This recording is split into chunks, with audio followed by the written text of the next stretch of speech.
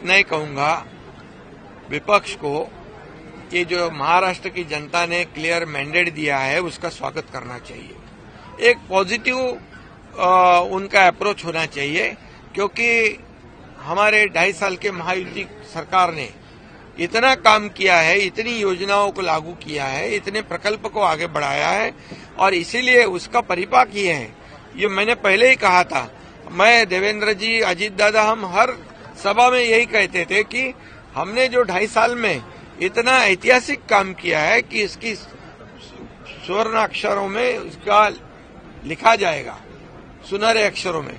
क्योंकि एक तरफ जो विकास के प्रकल्प बंद थे वो हमने शुरू कर दिए, दूसरी तरफ लोक कल्याणकारी योजनाएं हमने शुरू कर दी, और उसमें हर घटक को लिया है। लाडली बहना से लेके, लाडले भाई से लेके, लाडले किसान से लेके, लाडले ज्येष्ठ से लेके सभी लोगों को उसमें सरकार ने योगदान उनका देखकर सहयोग किया है। और इसीलिए मैं ये इतना ही कहूंगा कि उनका जो अभी झारखंड में चुनाव हुआ, प्रियंका गांधी जी का चुनाव हुआ, कई लोगों का चुनाव हुआ, ये इधर का नांदेड़ बाई इलेक्शन का चुनाव हो गया, उसमें भी कांग्रेस की जीत हुई है। तो ये सब जब उनकी जीत होती है तो ये ईवीएम अच्छी है, उनकी जीत होती है, उनके बाजू से निकाल होता है तो इलेक्शन कमीशन के निर्णय अच्छे होते हैं, उनके बाजू से अगर फैसला होता है तो सुप्रीम कोर्ट अच्छा होता है। अगर सही फैसला सुनाने के बाद तुरंत वो एजेंसी, वो यंत्रणा गलत हो जाती है, गलत उसको साबित किया जाता है। ये पिछले कई सालों से शुरू है, इसको भी बंद करना चाहिए, रोना धोना।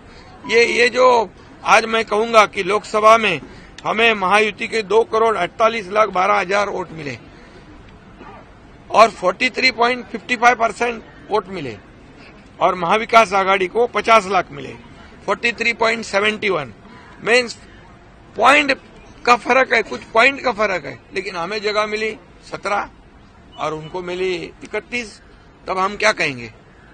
तभी ईवीएम का घोटाला नहीं कहा उन्होंने। अभी हमारे को 73,77,000 मिले लोकसभा में शिवसेना को, और एनसीपी को 58 लाख मिले सिर्फ, लेकिन उनके 8 सीट आ गए, हमारी 7 सीटें आई। तभी क्या ईवीएम का घोटाला हो? कभी बोले नहीं कुछ।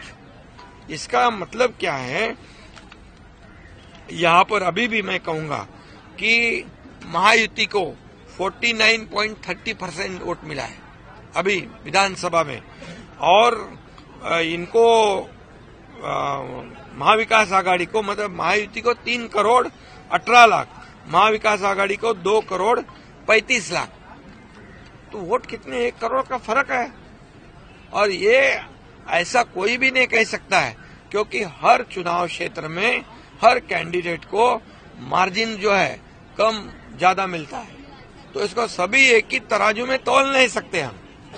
इसलिए मैं यही कहूंगा कि अभी उन्होंने ये ईवीएम वाला जो मामला है, अभी बोले शिवसेना को इतने कम सीटें मिली 16 और हमें मिली 57।